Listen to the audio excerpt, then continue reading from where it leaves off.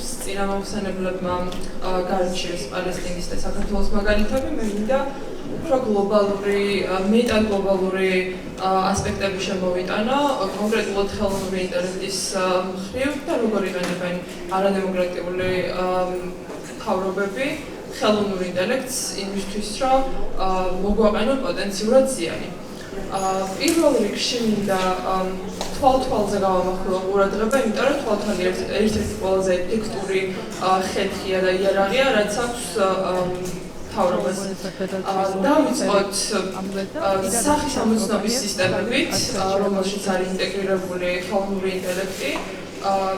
დაითომაც ახსენა მაღალი რეზოლუციის კამერები საქართველოში. სწორედ ასეთ მაღალი რეზოლუციის კამერებში არის ინტეგრირებული ხელოვნური ინტელექტი, შეიძლება რამდენიმე სისტემა და როგორც წესი ორ ეტაპად იყოფა პირის ამოცნობა, ვინც უნდა ამოიცნონ, არის საიჭო პირი, რომლის ამოცნობაც გვინდა, იღებს მაღალი ხარისხის ფოტოს და ასევე იმ დატაბაზაში, რომელიც აქვს ამ კამერას, რომელიც არის ინტეგრირებული ამ კამერაში, გადადის ძალიან სწრაფად და პოულობს იმ ადამიანს, რომელსაც შეესაბამება ეს ფოტო.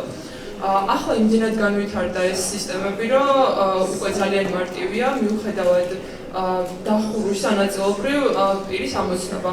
მაგალითად, ჩვენ ძალიან ხშირად ნიღბებს ვიკეთებთ და გგონია რომ დასულები ვართ. შეიძლება ეს ასე არ იყოს, თუმცა ამაზე მოგვიანებით საქართველოს კონტექსტზე რო გადავალ.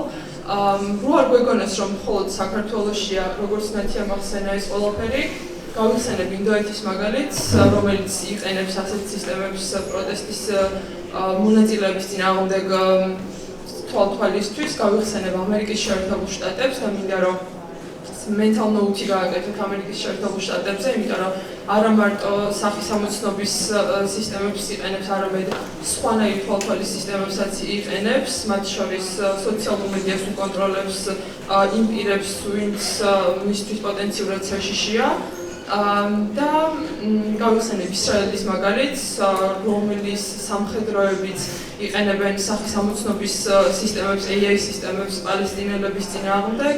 გავიხსენებ ჩინეთს, რომელიც უიღურების შესავიწროებლად იყენებდა ხელოვნურ ინტელექტს და იქიდან გამომდინარე, რომ ჩინეთს აქვს ძალიან დიდი ბაზები, მონაცემთა ბაზები, მათ შორის ჩვენი სახეები, თუნდაც TikTok-იდან გამომდინარე და თუნდაც საკუთარი მოსახლეობის ბიომეტრიული მონაცემებიდან გამომდინარე, ჩინეთის სისტემები, როგორც წესი, არის ყველაზე ძლიერი.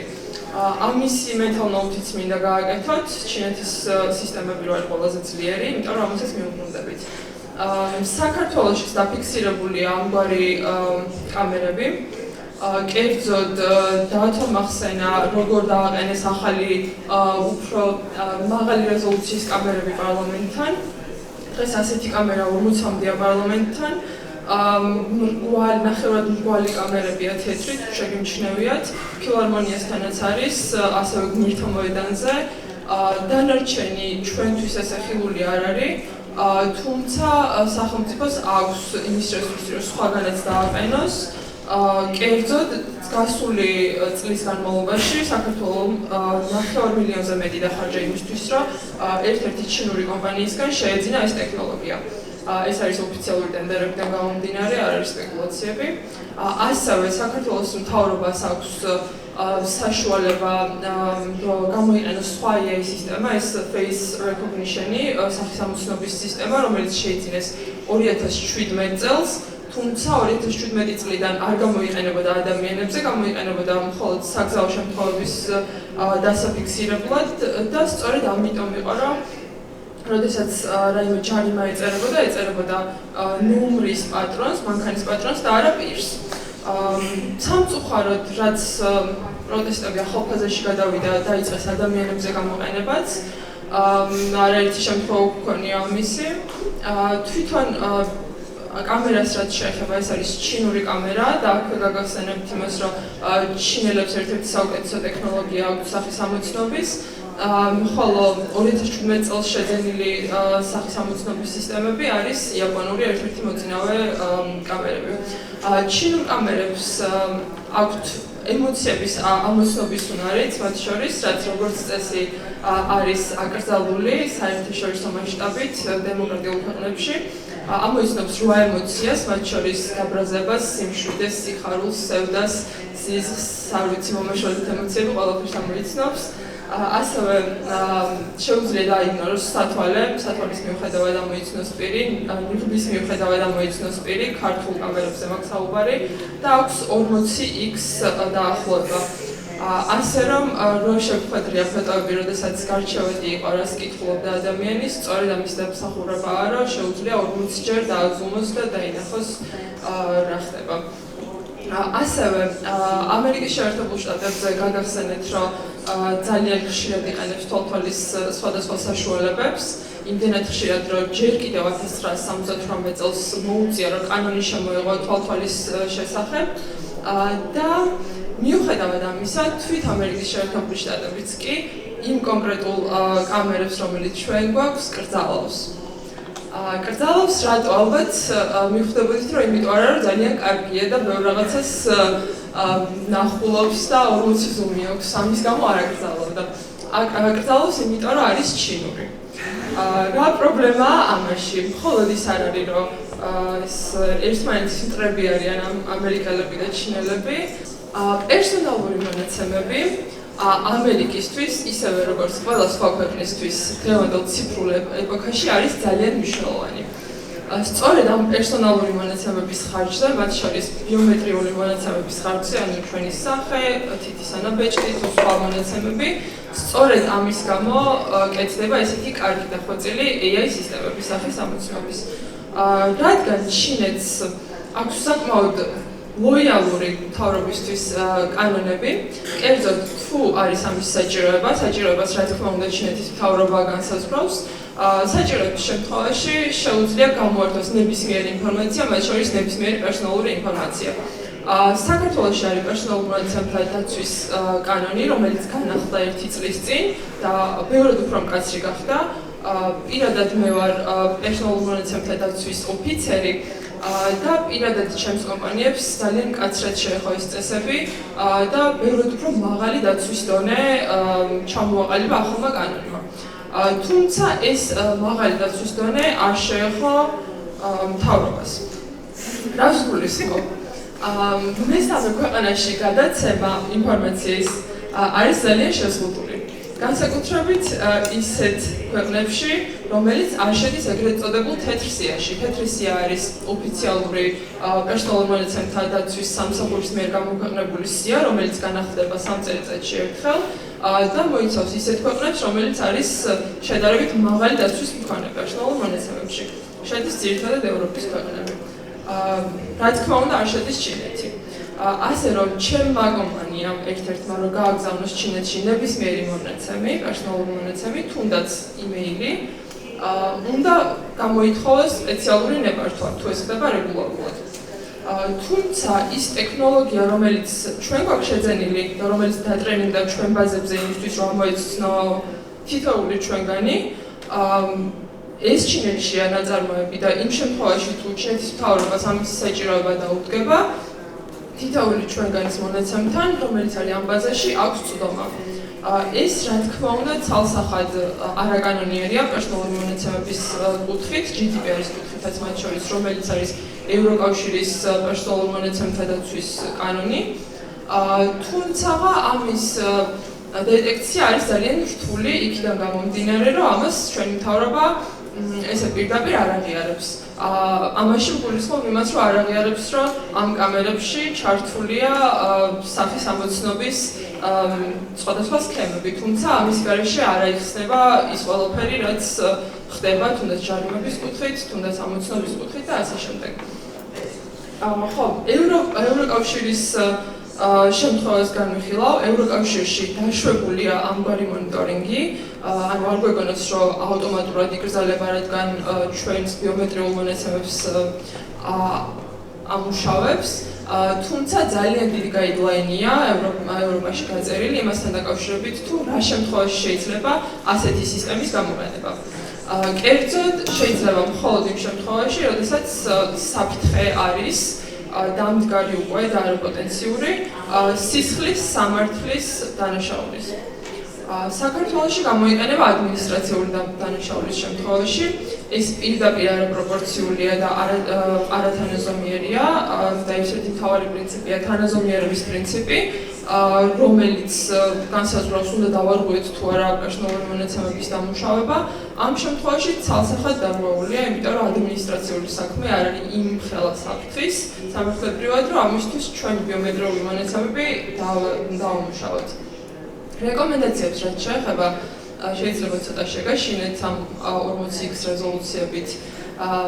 ჩემი რჩევა იქნება, რომ მიუხედავად იმისა, რომ შეიძლება ნიღბის მიუხედავად ამოიცნოს, ბევრად ურთულდება და თან გააჩნია მიწოდებულ ინფორმაციას თქვენი ბიომეტრიული მონაცემები როგორი აქვს. და შეიძლება უზუსტოც იყოს ამ შემთხვევაში, ამიტომ მაინც გირჩევთ, რომ მაქსიმალურად დაიფაროთ სახე და ასევე გირჩევთ, რომ როდესაც გახვალთ ასეთ ადგილებში, სადაც შეიძლება ინტერაქცია გქონდეთ სამართალდამცავებთან, მაქსიმალურად ეცადოთ, რომ თქვენი მოწყობილობები, რაც თან გაქვთ ელექტრონული, დააყენოთ მხოლოდ მიკოდზე. Face ID და თითიანობეჭდი შეიძლება მოგთხოვონ და გახსნათ. ხოლო მიკოდის შემთხვევაში თუ კონფრონტაცია არ გინდათ, შეიძლება უბრალოდ თქვათ, რომ დაგავიწყდეთ თქვენი მიკოდი და ვერ გახსნათ ტელეფონის შესაბამისად. ხო, ახლა გადავალ სოციალური მედიის მონიტორინგზე. ახლა განვიხილეთ ჩვენი ფიზიკურად მონიტორინგი, ახლა განვიხილოთ სოციალური მედიის მონიტორინგი. AI სისტემამ, რომელიც ინტეგრირებულია მთავრობის მიერ, შეიძლება განიხილოს თქვენი ნებისმიერი ინტერაქცია, მათ შორის თქვენი ლაიქები, შეერები, კომენტარები, ვიღაც სხვა თქვენი მეგობრის თუ უცნობის გვერდზე პოსტები და ასე შემდეგ. ნებისმიერი ინფორმაცია, რომელსაც თქვენ დებთ, მიუხედავად იმისა, არის თუ არა ეს საჯარო, შეიძლება მოხვდეს ხელოვნური ინტელექტის სისტემაში, რომელიც განიხილავს არამხოლოდ თქვენ პოლიტიკურ შეხედულებებს, რაც თავის მხრივ სენსიტიური ინფორმაცია და განსაკუთრებულ დაცვას საჭიროებს და რაც ვისაუბრა პერსონალურ მონაცემებზე და თანაზომიერების პრინციპზე, აქაც ვრცელდება, არამედ სენტიმენტსაც კი. ანუ სარკაზმი იყო ძალიან რთულად დეტექტირებული ხელოვნური ინტელექტის მიერ, რადგან ბევრად უფრო ემოციური იყო და ბევრად უფრო გრძნობებზე დამოკიდებული იყო. ახლა ამაშიც დაიხვეწა და შეუძლია ჩვენი სარკაზმიც დაადგინოს. ამიტომ ჩვენ სარკასტულად თუ შევაქებთ რომელიმე პოლიტიკურ ძალას, ან რამე კარგს თუ ვიტყვით იმის მერე, რაც გინება იკრძალება, შეიძლება ესეც დაადგინოს რა სენტიმენტითაა ნათქვამი. და არა მარტო ჩვენი სენტიმენტი, ჩვენი ინტერაქციებიც ვინდა ახავებს, ვინდა ალაიქებს, ეგეც დაადგინოს. ამიტომ ძალიან დიდი რჩევა იქნება ჩემი, რომ მაქსიმალურად აკონტროლოთ რა გავეთ თქვენი სოციალური ქსელებიდან, იქიდან გამომდინარე, რომ შეიძლება მოხდეს ხელოვნური ინტელექტის დამუშავების არეალში. კი ბატონო, მადლობა ნათია. ხო, მაგალითად მოვიყვან ამერიკის შეერთებული შტატების მაგალითს, ძალიან აქტიურად იყენებს ამგვარი თვალთვალის საშუალებებს. ასევე პაკისტანს მოვიყვან მაგალითად, რომელმაც არც ისე შორეული წარსულის განმავლობაში 18,500,000 აშშ დოლარი გამოიყენა იმაში, რომ ერთგვარი თვალთვალი დამყარებინა სოციალურ მედიაზე და ტელეკომუნიკაციებზე და ეს ალბათ უფრო დიდ წარმოდგენას გიქმნით იმასთან დაკავშირებით, თუ რამდენად მნიშვნელოვანია ჩვენი ციფრული კვალი. რისკები, რაც შეეხება ასეთი თვალთვალის, ეს არის პირადი ცხოვრების ხელშეუხებლობა, კონვენციის მებრომუხლია, ასევე არის გამოხატვის თავისუფლების შეზღუდვა, რა თქმა უნდა, არის მეათე მუხლი კონვენციის, არის ეგრეთ წოდებული გაცივების პრინციპი, რაც იმას მოიცავს, რომ უკვე ყველაფერს ვეგუებით და ახსენეს წინა მომხსენებლებმაც. ფსიქიკური ზიანი შეიძლება თითოეული ჩვენგანი გახდეს შანტაჟის მსხვერპლი, დისკრიმინაციის მსხვერპლი, და შეიძლება წინასწარ დადგინდეს სამხელოვნური ინტელექტის მიერ ეგრეთ წოდებული საშიში ჯგუფები, რომლის მიმართაც გამოყენებული იქნება სხვადასხვა ხერხები. რეკომენდაციებს რაც შეეხება, მგონი ანი მახსენა წინა მოხსენებებში VPN-ის გამოყენება, ან Tor ბრაუზერის გამოყენება, თუ არ გვინდა რომ ჩვენი ლოკაცია დაითრექოს. ასევე შეგვიძლია ორფაქტორიანი აუთენტიფიკაცია გამოვიყენოთ და ჩემი რეკომენდაცია იქნება რომ ყველაფერზე დააყენოთ. რეგულარულად განაახლოთ აუცილებლად პაროლები და ძალიან მხოლოდ პიკოდები არ გქონდეთ ერთები და რვები. ასევე მაქსიმალურად ნაეცადათ რომ კონფიდენციალური ინფორმაცია რაც გაქვთ თქვენს მოწყობილობებში მინიმალურამდე დაიყვანოთ. ერთ-ერთმა მომხსენებელმა ახსენა გახსენა როგორ გამოითხოვეს გახსნეს მოწყობილობები და გამოითხოვეს კონფიდენციალური ინფორმაცია, რომელიც იყო ამ მოწყობილობებზე და ესეთი შემთხვევა არის ძალიან ბევრი და რაც უფრო შევამცირებთ ასეთი ინფორმაციის გაჟონვის თუნდაც არაკანონიერად საშუალებებს, მით მეტი მოგება გვექნება ამ მხრივ და ასევე კითხვა იყო დარბაზიდან წინა მომხსენებლებთან და მგონია რომ საკმაოდ ის ლეგიტიმური არ მეუპასუხა მეტა და არა მარტო მეტა ნებისმიერი ხელოვნური ინტელექტი LLM-ი, ანუ large language model-ი, ChatGPT, Gemini, Claude, Grok-ი და ასე შემდეგ ჩვენს მიერ ჩადენილ ნებისმიერ დატას აგროვებს, ჩვენს პერსონალურ მონაცემებს ამუშავებს და ნებისმიერ სხვა მონაცემს ნამდვილად შეწყვეტს თუ არა დამუშავებას, როცა ბეიტყვით რომ შეწყვეტოს, არ ვიცი. სავარაუდოდ არა, იმიტომ რომ მე და შოთა ვსაუბრობდით და ძალიან რთული ამის დეტექცია რეალურად შეწყვეტა თუ მაინც ამუშავებს, იმიტომ რომ შენ როგორც ზედამხედველს არ გაქვს საშუალება ნახო როგორ ტრენინგდება ხელოვნური ინტელექტი. თუმცა მინიმალური რაც შეგიძლიათ ვქნათ და თქვენ თავთან იყოთ მართალი, ის არის რომ თითოეულთან სეტინგებში შეხვიდეთ და გამორთოთ თქვენ პერსონალური მონაცემების დამუშავება. და ხაზს გავუსვამ მეტას შემთხვევაზე, ბევრად თქვენგანმა შეიძლება არც იცოდეთ, რომ თავისი ხელოვნური ინტელექტის დასამუშავებლად მეტა იყენებს ყველაფერს, რაც საჯაროდ გვიდევს ოფიციალურად, არაოფიციალურად შეიძლება მეტსაც. თუმცა თქვენი პოსტები, თქვენი კომენტარები, თქვენი მეგობრების პოსტებზე, რომელსაც საჯაროდ გვიდევს ეს პოსტები, არის დამუშავების ბრწყალებში მსხვერპლი. თუ არ იცით როგორ შეხვიდეთ, მეტას შემთხვევაში ცოტა უფრო complicated არის და შეგიძლიათ დაგუგლოთ და მიყვეთ ინსტრუქციას. LLM-ების შემთხვევაში, ანუ AI-ის შემთხვევაში, ბევრად უფრო მარტივია ხოლმე. მინდა გადავიდე მედია მანიპულაციაზე, ანუ ჩავიარეთ თვალთვალი, ასევე შეიძლება მედია მანიპულაცია AI-ის საშუალებით. კერძოდ დეზინფორმაციის გავრცელება, მისინფორმაციის ხარჯზე, მალინფორმაციის ხარჯზე. დეზინფორმაციის გავრცელება ნიშნავს, რომ შეიძლება ხელოვნურმა ინტელექტმა დააგენერიროს არასწორი კონტენტი გამიზნულად და გაავრცელოს იმ წრეებში, რომელშიც ეს არის რელევანტური.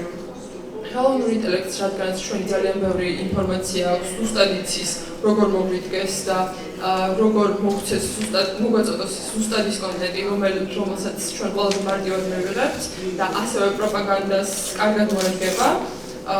ძალიან ხშირად ვთქვით ამ 3 დღის განმავლობაში, თუ როგორ ვუმეგობრდებით და ინტერპერსონალურ ურთიერთობებს როგორ ვაბავთ ხელოვნურ ინტელექტთან და ამ ყველაფრის გათვალისწინებით ძალიან მარტივია მისთვის, რომ ესე მოგვარგოს დეზინფორმაცია ჩვენს და სოციუმსაც.